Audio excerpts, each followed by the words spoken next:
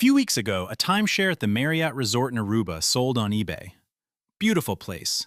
Beachfront. The kind of week somebody once got talked into over a free steak dinner. It sold for $1. Not a typo, a single dollar.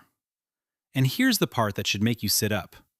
The person who bought it for that dollar now owes about $2,400 a year in fees. Every year. Basically forever. So think about what actually happened there. The seller didn't make a dollar. The seller paid to escape. They handed a stranger the deed and probably covered the closing costs just to make the bill stop. That's the whole video right there. The price of a timeshare isn't the thing that costs you money. The price is the bait. The bill is the product. And today we're running the actual math on one of the strangest deals in modern consumer finance, where the thing you buy for tens of thousands of dollars is worth less than a pack of gum the second you own it. Let's get into it. First, the buy-in. Because on paper, it doesn't look insane. The average timeshare in this country sells for about 23 grand. That's the industry's own number. And most people don't have 23 grand sitting around, so they finance it. At the average rate the industry charges, which is just under 15%, you're looking at somewhere between $300 and $400 a month. Already not great. 15% is credit card territory. But that's not the trap. The loan ends eventually. The maintenance fee never does. But nobody adds this part up in that room. Every timeshare comes with an annual maintenance fee, and right now that averages about $1,500 a year. You pay it whether you go or not. You pay it if it rains all week. You pay it if you get sick and never set foot on the property. You pay it after you've paid off the entire loan, because the fee was never part of the loan. It's a separate thing that just continues. And it climbs every single year, usually somewhere between 5 and 10%. That doesn't sound scary until you do what compounding does to it.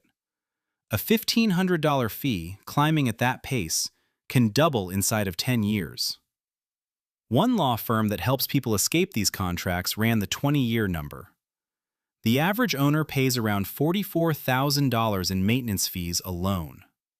That's not the purchase price. That's not the 15% interest. That's just the keeping the lights on fee, and it's double what you paid to get in. And then, sometimes, there's the surprise. It's called a special assessment. The resort needs a new roof, or a hurricane rolls through, or a bunch of other owners stopped paying and somebody's got to cover it. So they send you a bill. Could be a few $100. Could be a few thousand. There's no warning and there's no negotiating. One reported case had an owner hit with a $2,400 assessment that pushed their bill past $5 grand in a single year. You don't own a vacation. You own a liability that mails you invoices. Now here's where it gets almost funny. Most people assume there's an exit. You stop going, you stop paying, it goes away, right? It doesn't stop when you stop going. It doesn't stop when you pay off the loan. A lot of these contracts have something called a perpetuity clause, which is a fancy way of saying the obligation is forever. And forever doesn't mean until you're done with it. It means it can outlive you. Because a deeded timeshare is legally treated like real property. Which means when you pass away, it doesn't vanish. It goes into your estate. And it can land on your kids. Now, take a breath, because this is exactly where two different groups of people are about to try to scare you, and I want you walking in with the truth. Yes, a timeshare can pass to your heirs, but your heirs are not automatically stuck with it. There's a legal move called the disclaimer of interest. If someone inherits a timeshare they don't want, they can formally refuse it. There are rules. It has to be in writing. It usually has to happen within 9 months. And here's the catch that trips people up. They can't use it first. Your kid can't take one free beach week and then decide to hand it back. But if they say no cleanly, they can walk away. Hold on to that fact, because in a few minutes, you're going to see exactly who's betting you don't know it. So how do smart people end up signing this? Because they do. This isn't a story about gullible folks.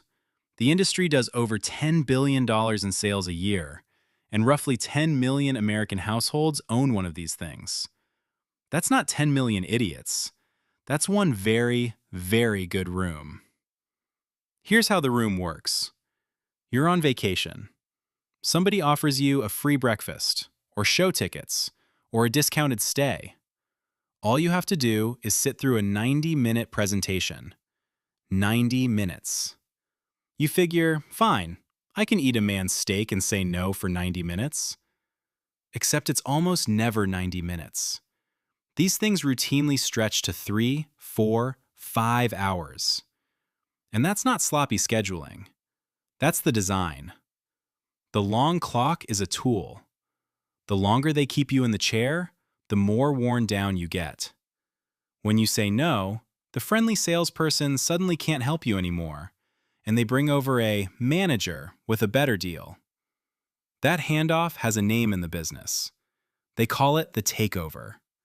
Fresh closer, fresh energy, while you're 3 hours in and just want your free breakfast and your afternoon back.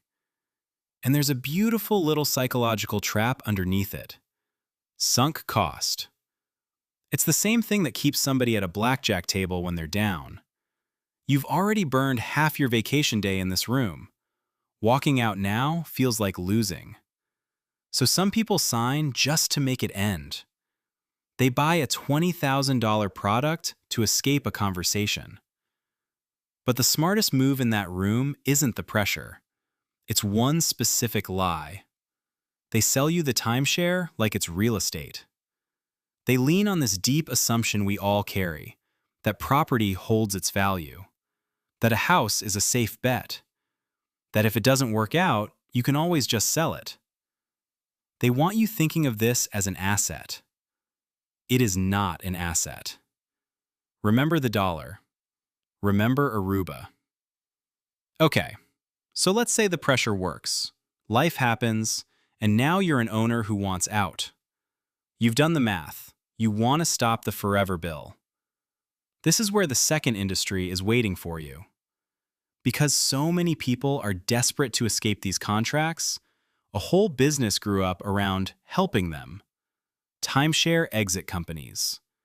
They send you mail, they run radio ads, they hold their own little seminars. And a lot of them are running a scam. This isn't me being cynical. The Federal Trade Commission went after one operation that took more than $90 million from people, mostly older folks. And earlier this year, a court ordered the lead operator to pay $140 million and banned him from the business for good. You want to know their favorite sales tactic? The thing they scared people with to close the deal? Your kids will be stuck with this forever. The exact fear. The one I just diffused for you.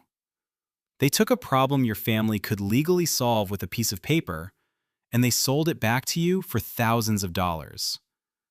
And here's the punchline, straight from a former FTC official. A lot of what these exit companies actually do, after they take your money, is call up the resort and ask to be let out. That's it. That's the service. A phone call you could have made yourself. Because legitimate exits do exist, and they're often cheap or free. A lot of the big resorts have a deed-back program, where they'll just take the thing back. You can hire an actual lawyer by the hour. You can do the boring paperwork yourself. Nobody needs to pay a stranger 10 grand and their credit score to make a phone call. Now, I told you at the start I'd be straight with you, so let me give the other side its due. Because there is exactly one version of this that isn't crazy.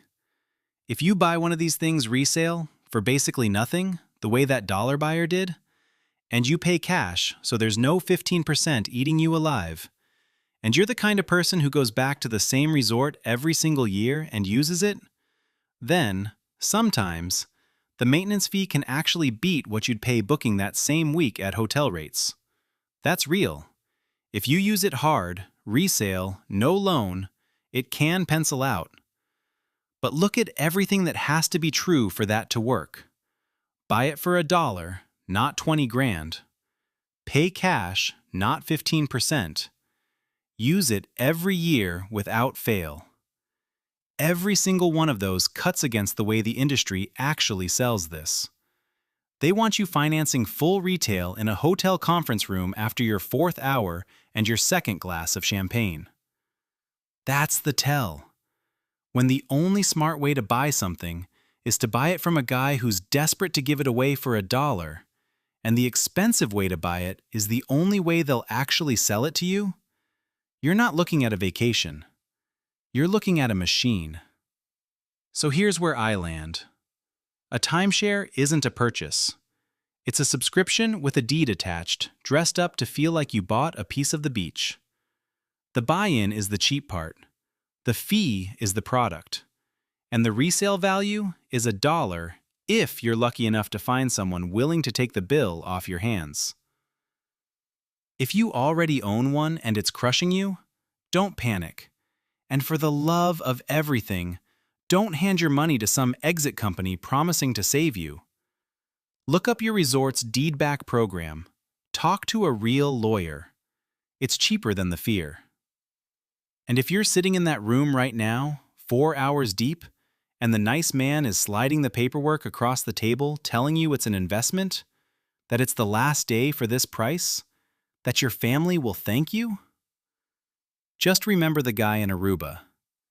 He'd hand you the whole thing for $1. You spend your money on the 2 trips a year you actually take, not on the badge that says you're a vacation owner. If this one made you do a little math in your head, hit that like button. It helps the channel more than you'd think. See you in the next one.